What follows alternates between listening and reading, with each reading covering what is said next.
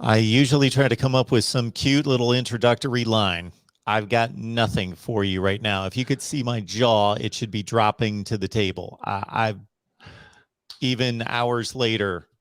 What do you say, Florida State fans? I feel for you, but I will say that there are 22 players on a football field at any given time, and there's a complete 85 scholarships and 105 roster spots. So you got to keep moving ahead and signing players and building the program and building the team and building the culture. So we will hear from all of you for the next hour here at Florida State Seminoles Live. We got our guy right here, Logan Robinson from Nole Game Day. So if there is ever a time to lock in at Nole Game Day, on the site, of course, NoleGameDay.com, but also on Patreon, do it now.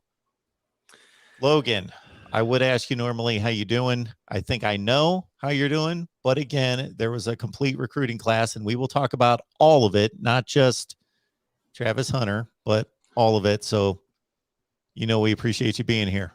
I appreciate you, Mark, as always. And we're going to be missing Jason for like an historic Mark Rogers show here, which thinks maybe he'll show up. I know that he was doing a lot of recruiting coverage down there in Miami, so probably pretty busy there for NBC6. But what a day. What a day, a historic day, and not so great in Florida State's favor. I mean, I've never seen anything like it. I mean, nobody has. I felt like we were kind of, and I was talking to you before this, I feel like we're in a movie type show, like movie film. I mean, it was unbelievable. We were hearing a lot of things, not really a lot of things from last night. I mean, we had a meeting last night as a staff, getting articles prepped, had Travis Hunter's live stream article ready to go. We weren't even expecting really for a live stream to happen. We were told that, there wasn't any intention on Travis Hunter having a ceremony. There was once Travis Hunter wakes up, he's just going to go ahead and turn in his LOI, and then doesn't wake up for a few hours, and then some rumblings that Florida State is in some type of concern regarding Travis Hunter, and instantly thought maybe this is Georgia. But in comes former Florida State Hall of Famer Deion Sanders, Mark.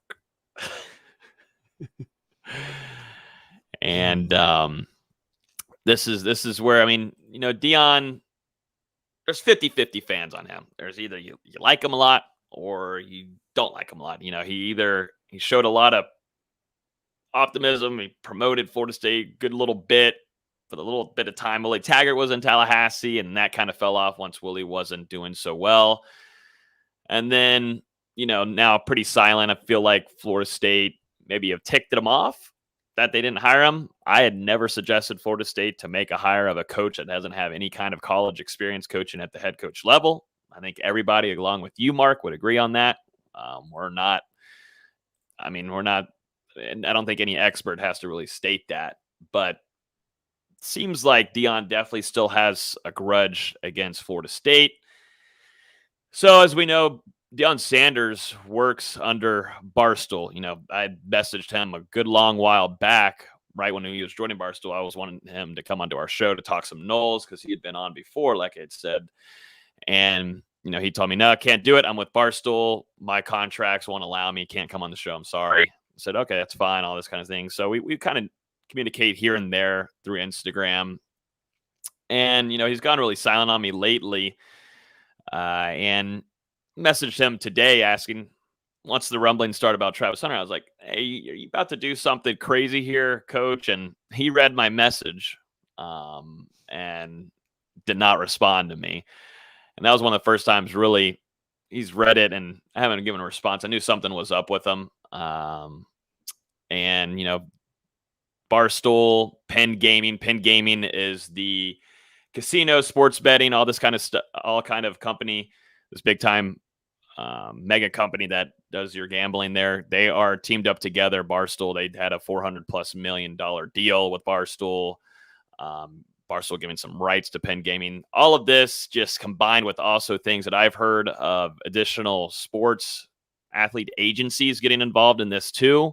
There was a lot of things that had to work in intricacies for this to happen. I don't think this was a last night, oh my God, this is happening. I think this was definitely a planned flip from Travis Hunter. And there's no way you can go through something overnight and try to find a way with NCAA legalities there. I mean, the NIL, the state of Georgia and how the NIL is working there for them and the law there. I mean, this thing had to have been planned for a good while now, in my opinion. We're getting still more info on this. I've got a great source on this that's feeding me some good information that definitely want to read on heading into tomorrow. But I think there's going to be some things that come to light on how this went down, because there's no way it's going to kind of be scraped over. And it's a detrimental loss, I think, for Florida State, just because of the momentum that they were hoping to have with Travis Hunter coming in and wanting to build this program back. I've seen a few people saying, oh, well, it's Travis Hunter, still got a great class coming in. I mean, Florida State really didn't have a great day. I mean, you got some nice talent coming in, but not at the positions of need. You're struggling at wide receiver. You're struggling at linebacker. You're able to do a really good job on the offensive line. Still got to find help there in the running back room. Yeah, you're bringing in some talent, and Florida State, we'll talk about it in a few, it was able to grab a really talented defensive back with Azir Thomas. But the factor of kind of what Travis Hunter brought to this class, the 2022, he built this. I mean, I think a lot of these guys don't commit to Florida State. They don't sign with Florida State today if Travis Hunter wasn't involved in helping recruit these guys. He was there on the meetings. He was there during Midnight Madness when Mike Norvell opened up the doors at 12:01 after the recruiting period died after COVID-19. He was there. He was there for multiple visits. He was there to help Sam Mccall pick Florida State. There's a lot of things going on here, and we'll have a long discussion of it. I mean, what a crazy storyline. I mean, it's hard to imagine. We would have never thought about this yesterday, which is crazy to think. Usually there's some buzz going on, but Jacksonville State, I mean, we had seen Travis Hunter visit Jackson State. Didn't really think much of it. Yeah, he's going to see Deion. That was one of his idols, maybe his biggest idol. Yeah, there's that, but maybe we should have been thinking more into that. That's something that we'll look into, Mark. But an insane day for Florida State. An insane day for college football world, really. Yeah, this goes way beyond Florida State, and it hits Florida State hard. It hits Seminole Nation hard. But it's something that all college football fans should be aware of and are aware of and looking at, because you could be next. This is going to be the new world, and it's already arrived, and it's here. And the thing that Logan and I talked about before we started to record, and we've talked about this on the air months and months and months and months and months, and I went back to look at, because I knew it had been a long time since Travis Hunter committed. The first week of March 3rd, 2020, talking about a player that's been committed for almost 2 years, for 21 months. That's a long time, number one. Of course, not even taking into consideration the football. The football is, he's the best player in the country. He's targeted to be just a lockdown corner, possible weapon on offense, can do anything, just a generational athlete. Okay. That aside, this again was just not something, again, that we've talked about many times, is this guy's been like the face of the future of Florida State. He just didn't say, I commit to Florida State, send out a tweet like you see a lot of guys, and then you don't hear too much more out of it, and they just kind of keep up the relationship, and they are expected to sign unless we hear something different. No, he was involved in everything and at the forefront and on campus constantly, and talking up the program and talking up the university and recruiting himself, and at spring practice and at events and camps, and he lived it. That's what's the big shock to me, is that he invested all of himself into it and showed that, okay, he's he really wants this, and he's gonna be the guy that's gonna take this program into the future. And then all of a sudden, he's gone. Poof. Yeah, extremely invested into, like I said, that 2022 class, even beyond that too, and trying to bring some kind of resurgence back to Florida State, helping Mike Norvell. Those two were extremely close. Coach Woodson, Florida State's defensive back coach, that relationship there almost feels ripped apart now. And that's the thing where I'm wondering how those conversations went. I've heard a few things internally that Florida State didn't see this one coming, which kind of just instantly shows a little bit of just not so caring on Hunter's side to Florida State for how much, Norvell built that relationship with him, built a lot of that momentum in that recruiting class around him, built a lot of opportunities for Travis Hunter once he was to arrive in Tallahassee and have signed with the Seminoles. Those relationships that had been built for that long just absolutely gone out the window. And I think Florida State is obviously in a rough spot now. It's Florida State's fans' luck. They will agree with me that it has to be Florida State fans. I mean, you think that they've gone through enough in the last couple of years, but little did they know, right when they thought the turnaround was going to happen, even if you don't grab Marvin Jones Jr., you don't know if Armella is going to be signing yet with Florida State. There's a few flips here and there, but if you're bringing in Travis Hunter, that's a guy that's going to be in your locker room. That's going to help you recruit for at least another 2 years or more. And also on the field, I mean, complete weapon, wide receiver, DB wise, just bringing kind of like that swag back that Jameis Winston had. That's what really haunts Florida State fans, which stinks as they've gone through a lot. I know a lot of people throwing shots at Mike Norvell related to this recruitment, to this one right here, what just happened. You can say all you want, but sorry, dog, when there's a couple $1 million on the line, yeah. Sorry, dog. I mean, I hate to tell you, and Norvell and the staff wasn't even notified really until like the last minute there. We're kind of wondering what's going on. Why hasn't there been a letter of intent sent in? I'm sorry. You can rip Norvell and all you want to do against other players and other recruits that flipped away from Florida State. And Mike Norvell, I think, knows that he's got to make some staff changes there. That kind of was already happening with Chris Marv. Does it happen to Dugan's coming up? Does it keep going? But this one related to Travis Hunter, Florida State. I mean, that was a locked in guy. When millions and millions of dollars, millions of dollars are offered there, which I'm sure we'll get some more scoop on, and there will be some publicity to some of those numbers. We'll find out on that for sure. I'm not here to blame Norvell on that. That was just, there's one side to this that I think is really at fault, and there was a misunderstanding of something, but I'm not seeing the whole get Norvell out of here, get him out. This was awful. He had no idea this was coming, man. I mean, this was just some shady stuff from behind the scenes that completely shocked the whole Moore Center there at Florida State this morning heading into noon. Now, I'm going to make this comment, and what would be a suggestion of the way this could have been handled better. Doesn't change anything. Travis Hunter's still going to Jackson State, so forth and so on. And so the result is the same. But and his perspective as an 18-year-old versus my perspective as an old guy is different.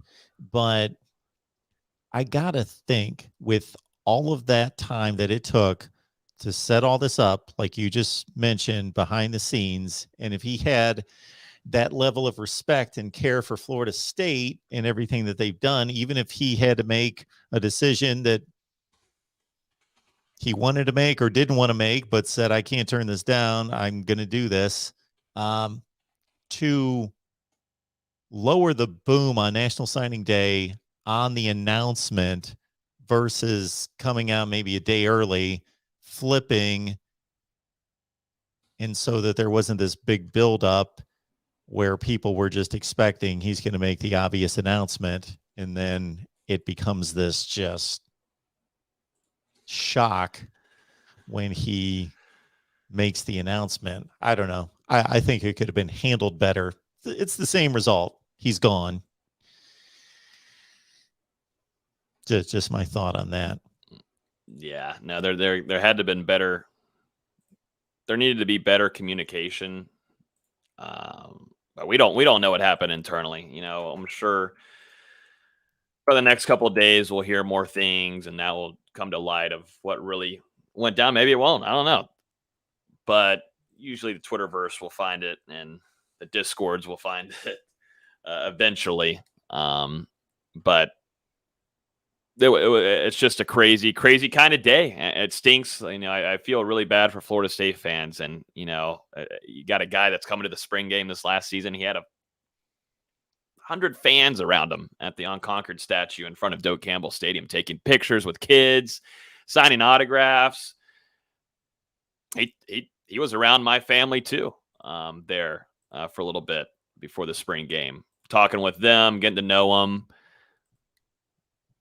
And that relationship snapped. And, you know, I look at it to where Deion Sanders now. So he was just given an award for Coach of the Year. You know, how long is Deion Sanders going to be staying at Jacksonville State? I don't think very long. I don't think so very long. What does that do for Travis Hunter? Does he intend on just hitting back in the transfer portal?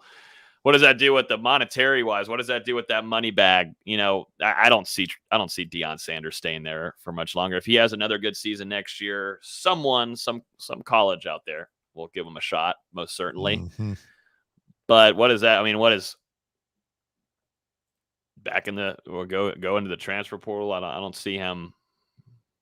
I just don't see how that works out there for Travis Hunter. I don't see how much longer. Yeah, you got to try to envision how it's going to look for him at Jackson State on the field. Okay.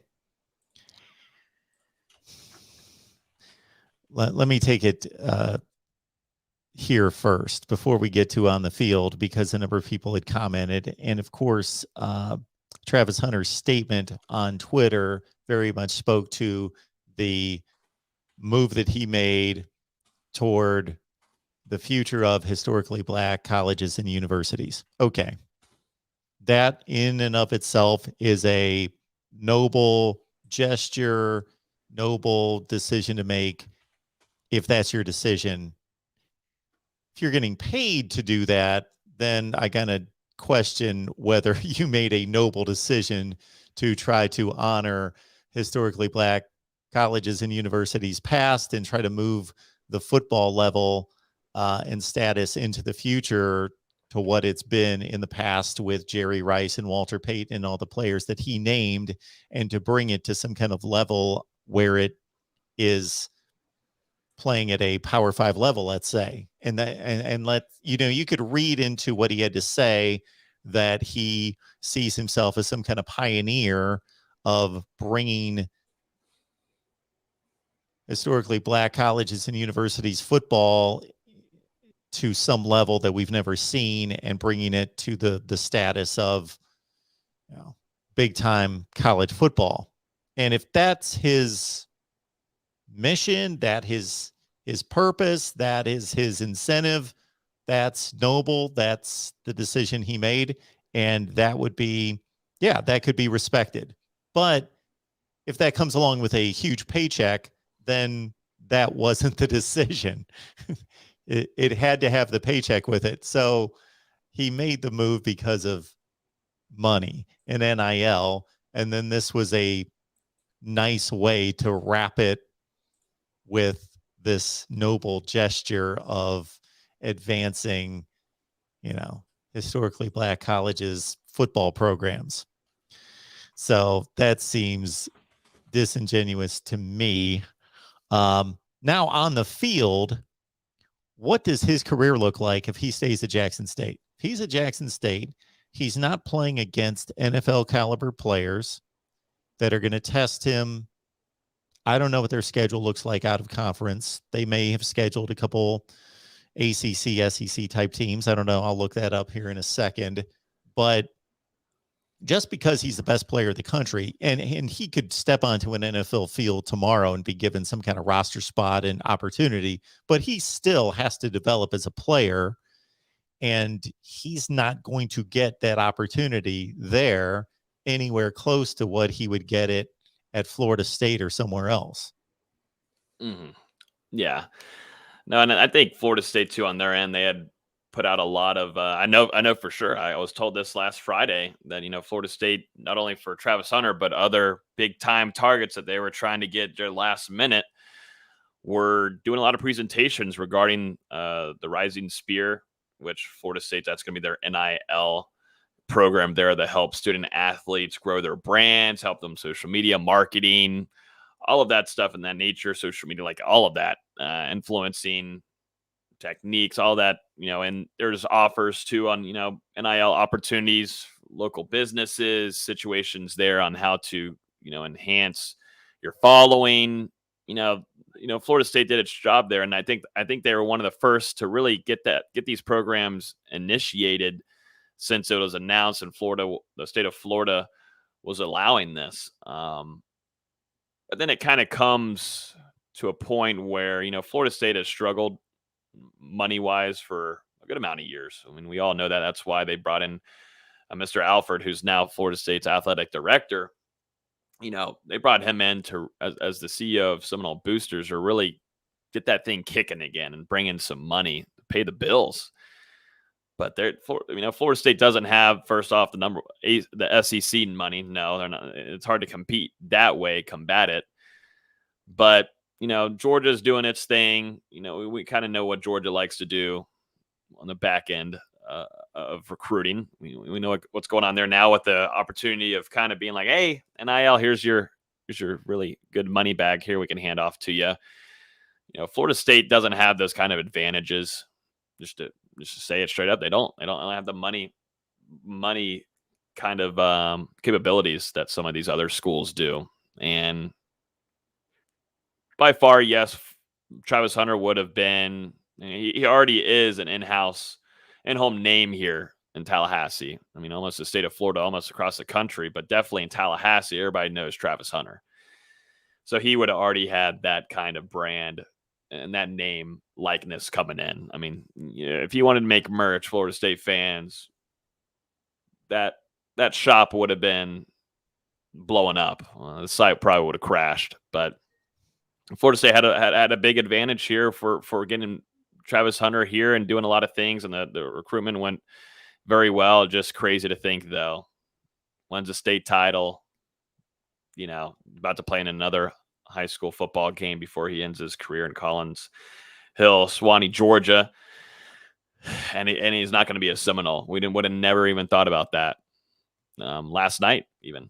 Just wasn't in the preparation. Didn't have we had a lot of articles prepped. We had over 15 articles prepped last night, ready for today, but there was nothing prepped in regards to Jackson State, Georgia, yeah, but not Jackson State. This was a shocker, not to us, but just to Florida State staff. If Florida State staff can kind of knew what was going on here, we would have heard of it last night.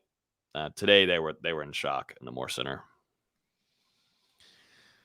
Absolutely. Appreciate everybody being here for Florida State Seminoles Live. We are here every Wednesday night, so this is just not a National Signing Day thing if you're not here on a regular basis. Wednesday at 6 Eastern with Logan Robinson, Noel Game Day. So check out his work and the rest of the crew there at NoelGameDay.com, NoelGameDay.com, and you get the inside look and on Patreon. So Logan, I'll let you take it from there, and then we'll move on to the rest of the class. But in regards to what people could find on Patreon. Yeah, we're on Patreon. If you guys want to join in the Discord, it's obviously been a crazy wild day today, but you guys can join our Patreon at patreon.com/NoelGameDay. It sends you over to a Discord where we have a live chat going on with a crazy amount of things going on right now, but that's where we put in nuggets of what we're hearing, what's going on. We do bat caves where we jump into microphone here and talk to our members in there on some certain things and go into detail about what we're hearing and the latest scoop. Like I said, today was wild. It's going to continue to be that way, I think, for the next couple of days. So right now is a great time to jump in there. Only $2.99 a month. So that's patreon.com/Noel Game Day. Come in there, hang out with us. We've got a lot to talk about. So look forward to seeing you guys in the Discord. Absolutely. So before we get to the rest of the class, we'll honor this super chat. We appreciate that from Gator Gang. So it's not bad enough, Logan, that you got to take this losing a couple of recruits and, of course, the best one in the country. But here's our super chat coming in from Gator Gang. So we do appreciate that. But can't beat a team with no head coach, then loses the biggest recruit. This is for the Norvell for Life Fund. So we just read them. Tough scenes. Tough scenes for sure. That I've already had enough texts from my Florida friends, also Georgia friends. I'm in a group chat with a few of them. And for, it's brutal. It's brutal. You would have thought a couple weeks ago when Florida State faced Florida, that was the end of it. And, got to enjoy a good off season. But I will say, I'm waving to y'all down there in the rankings. Good to see you. Well, we don't really see you that far down there, but just to throw a little shot there. But yeah, tough day for Florida State. Been through it enough, though. Thick skin. College football is a crazy world. But you know what? Life moves on. I think the staff has got some work to do. Got some work to do. Maybe some changes involved, but tough day. We got to let the rivals talk their trash for sure. Let them do their thing. Well, believe it or not, folks, there's more to it than one player. So we got a third-ranked class in the ACC, according to 247 Sports, number 17 in the country with 14 signed. So what else happened here in the last 24 to 48 hours, both the good and the bad, the hits and the misses? What should we start off with? Well, I feel like we start off with some brutal stuff. Maybe we'll go to some good, and then we'll bring up a bad one. Yep. And then we'll go to another good, and we'll go into bad. We'll just go in a rotation here real quick. So, because I know we only have 30 minutes left. But we'll start off with the good. We'll start off with maybe Sam Mccall. Like I said, he was hand in hand with Travis Hunter. I think Sam Mccall was really talked into joining Florida State's 2022 class because of Hunter. Good sign here. He's going to still, he's turned in his letter of intent, so he's not really backing off. But Sam Mccall turned in one of the first, if not the first player this morning that turned in his letter of intent. So Sam Mccall, that's a 5-star safety athlete, really, that's coming in to help that defensive back room. So great to have Mccall in the class. AJ Duffy also sends in his letter of intent. Both him and Travis Hunter really close, and I think was probably shook by the events that happened today, but grabbing AJ Duffy was big time needed. So that is your only quarterback in the 2022 class that signed with Florida State today. Let's go to another good one here. Let's just stay kind of on the good vibes. If you can take it away. Azira Thomas, the Niceville DB, 6'1", 180. Really talented. Florida State was late. Not late in the recruitment, but it was always in contact, but really pushed late here. And I'm wondering if they were just kind of making sure things, maybe having a backup, but this is no kind of really backup. This is a really talented defensive back. Thomas out of Niceville, plays against good competition. This was a really good grab for Florida State. I think he'll represent Florida State very well. But one of the top DBs in the country decided to pick and go to Florida State today, which was a big win there for Adam Fuller and the Noles. We'll go to some interesting things here.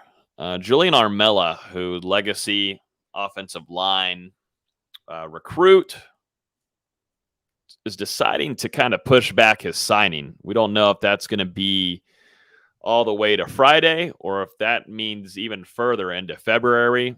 There was a lot of smoke that Florida State had him, that it was locked down, was expecting him to sign and announce today. That doesn't seem to be the case unless anything goes crazy today.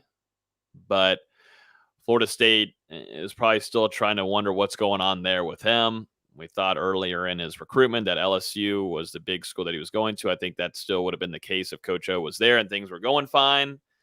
But things seemed to have haltered a little bit. And that was kind of like the first sign of what the heck is going on today to start off with, because then we got to hear about Travis Hunter and everything going on there. But yeah, that was just, we're going to keep an eye on Julian Raymond. That's a legacy recruit. We know Florida State has struggled there in that department, which, which stinks, because Florida State needs these guys. These are talented cats, and it seems like Florida State just has a really bad streak with legacy recruits. And then some more tough news that we learned today. A talented wide receiver flipped his commitment today from Florida State to Louisville. That was Devon Mortimer. He decides to pull out of his commitment to the Seminoles, Ron Dugans, and go to the Cardinals, which, I think Florida State fans really started to like this cat and how he played. Looking at some of the film, he's a really good, speedy guy that can move and really hard to tackle. Ended up being probably a steal for Florida State in that offensive weapon group. And some things we were hearing that, there could have been a flip in store. It seems like that he had already filmed practically a commitment video for Louisville, because they released a video of him doing his thing. He said that he feels like he was planning on decommitting a month ago. He even quoted it here in one of the pieces that we have. He said that he started cooling things in his relationship with Florida State about a month ago due to the offense. He said that Florida State's offense didn't show the type of scheme that I fit into. He said that it's a throwing. He said that he fits into a pass first offense, and that's not something that he saw from the Seminoles. He wants to be with a team that is a pass first team.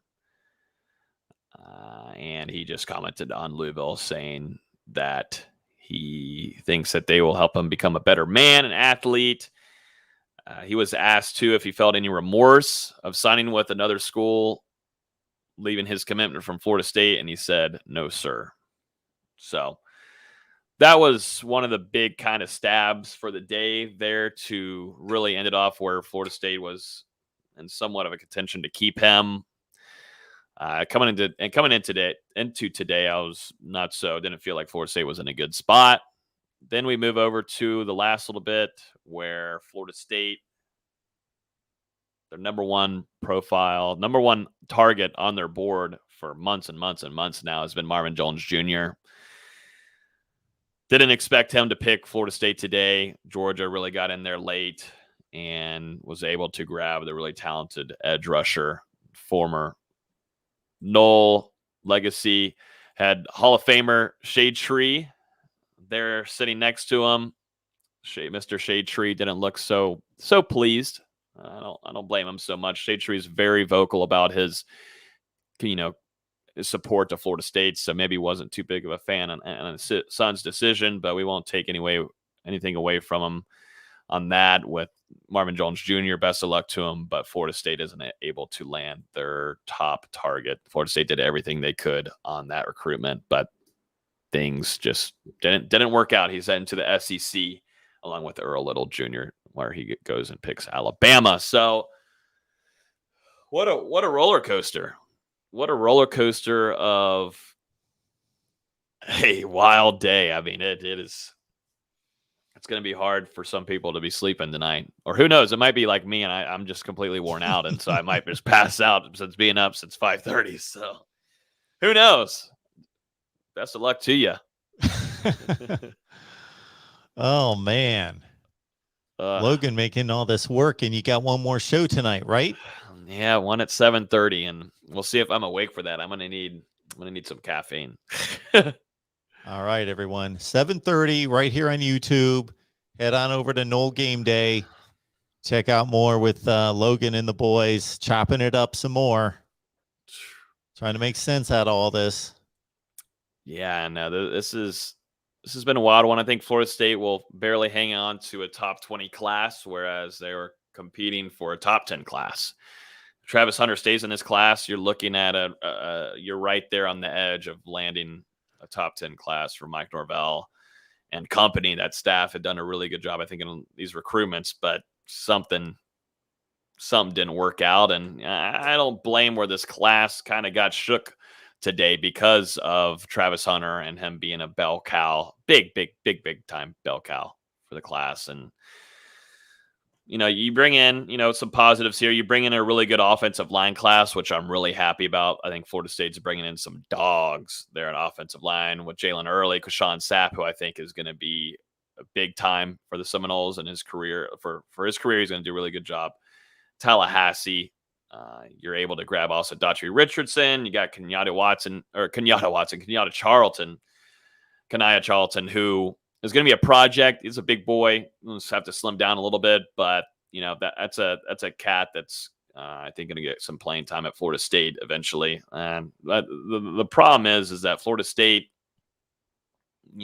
still doesn't know if they're going to have Ontavious Woody, just due to grades and academics there. That's a really talented guy that could go, but he could play both sides. He can play offensive line. He can play defensive line.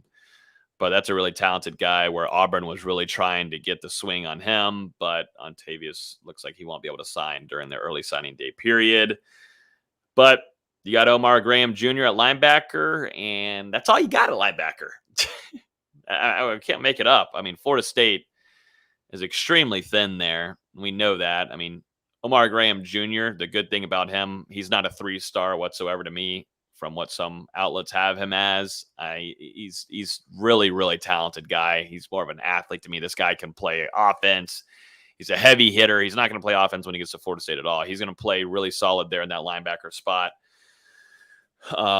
He can move quick. He's going to be a really nice addition to Florida State's defense.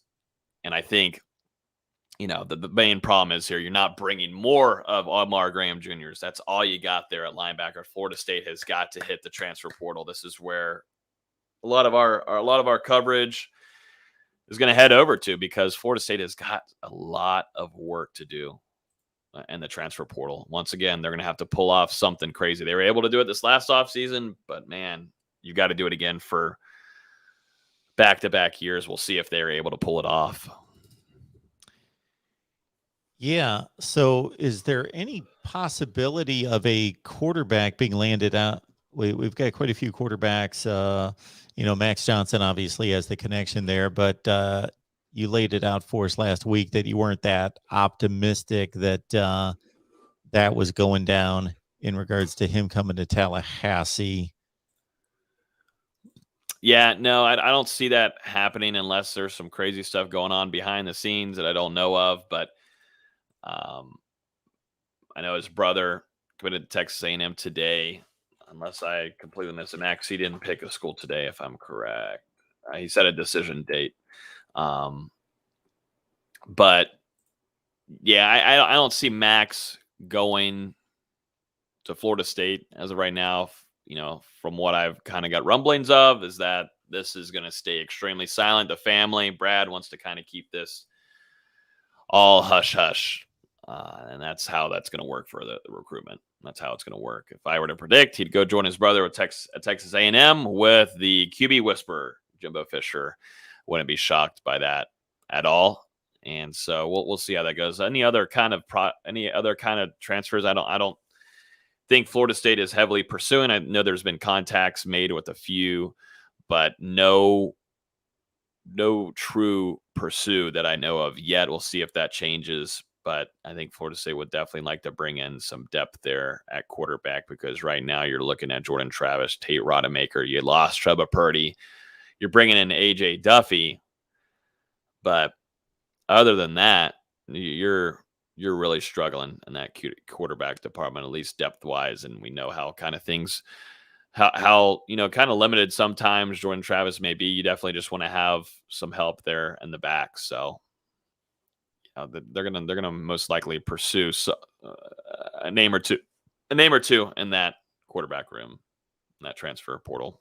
So Logan, in addition to everything that you just ran down, with 14 signed, obviously we go into February, but we got 3 more days total this week through Friday. Do you expect much activity this week? To finish off, I think it's going to be a couple days, definitely in the transfer portal. Florida State's going to start getting after it. I think a lot of their attention went the last couple of days, and it makes sense now because there was a lot of things in turmoil that they needed to fix, but they're going to be full head of steam at the transfer portal. It hasn't been official yet, but per 247 Sports, you got Coach Atkins, Florida State's current offensive line coach, going to join as getting promoted as offensive coordinator. I do expect that to happen. I think that's good for FSU, keeping a guy like Coach Atkins in the first place, but really knowledgeable. And, he has had past experience, and the gig at Charlotte, his past job. So, Florida State is going to have to do a lot of work there and that transfer portal. That's just all it takes. And there's a lot of opportunities, a lot of talent out there. And I think they've got a good head of steam on a few players, but man, oh man, really, really, really tough. Really tough. It's not going to be easy, but I think Mike Norvell is a really hard worker. I've seen him work behind the scenes on some things. I mean, go to a practice with Mike Norvell. It ain't no joke. I understand we could talk about practice, and there's a difference with recruiting. There's a difference with games and stuff. But if you want to really contemplate and question Mike Norvell's energy to get after it, I can tell you right now he's doing that, and he's really disappointed in what happened today. I think he was in shock. Regarding Travis Hunter. Yeah, it's understandable. Anybody would be. Mm-hmm. As I stated, I have no ties to what's going on, and I was in shock. And I never get in shock over this kind of stuff, and that still just blew me away for a while. So imagine running the program, investing almost 2 years into building the relationship, and like we talked about, just everything that's gone on for 2+ years with this guy, and then have it all just disappear immediately. Just poof. There it goes. It could have helped that Omar, if he were to have signed, it kind of would have given a little bit of a distraction there and would have helped. But, I'm just trying to think of some positive that could have happened. That there's still a chance that Florida State could grab him, but that's just not a good sign that where Florida State had all the momentum in the world to grab a really talented legacy offensive lineman, it didn't happen today. So we'll keep an eye on that. There's going to be a couple more that we'll see.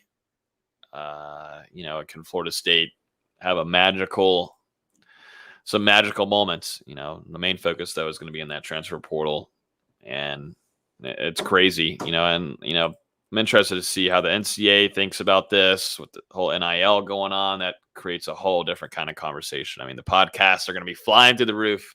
I know you probably already talked about it quite a bit, Mark, today, but it is just going to continue to be one of the biggest topics this offseason, because this was one of the most wild days in signing day history. This was one of the generational talent. Money helped make that decision. And I know Coach Prime is saying that didn't happen. They're not doing any kind of that mess, and there was no money involved. We got to stop. We got to stop it, Dion. I got to stop it, Coach.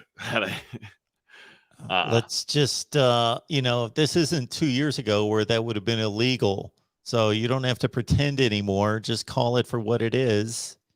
And shoot, these coaches, I watched, I don't know how many coaches talk today, and they were all asked about NIL. They all said pretty much the same thing. something we got to educate the players on. We got to be real about it. We got to be open about it. This is what's going on. This is part of the real world. So we can't hide from it. We can't pretend that it doesn't matter to these athletes, because it does. So we got to put our best foot forward and say, this is what we got. This is what we can do for you.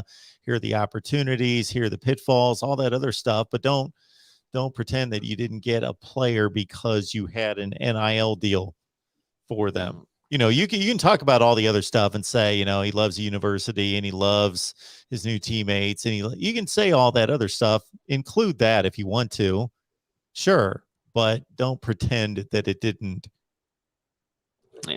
flip the switch. Let's don't act like that. Let's don't do that, Coach Prime. So we're gonna hear a lot about it. Stuff always leaks. Looking at what Ewers got here was a 1 point from Ohio State. Mm-hmm. That whole deal there, the NIL deal, however that happened, $1.4 million in exchange for autographs. Yep.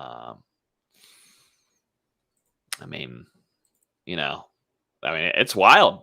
It's absolutely wild with how this entire landscape of college football is changing right in front of our eyes. And there's a lot of work the NCAA is going to have to do with this. It's a whole crazy conversation to have for a couple hours, but yep, it is wild. The last bit I'll put on this, and we're going to let you go and let you get set up for your next show, is that I'm not accusing anyone of this, but I'm just saying that money exchanged hands before. Okay. So we all know that. Now we've got something that's legal and above the board and within the rules.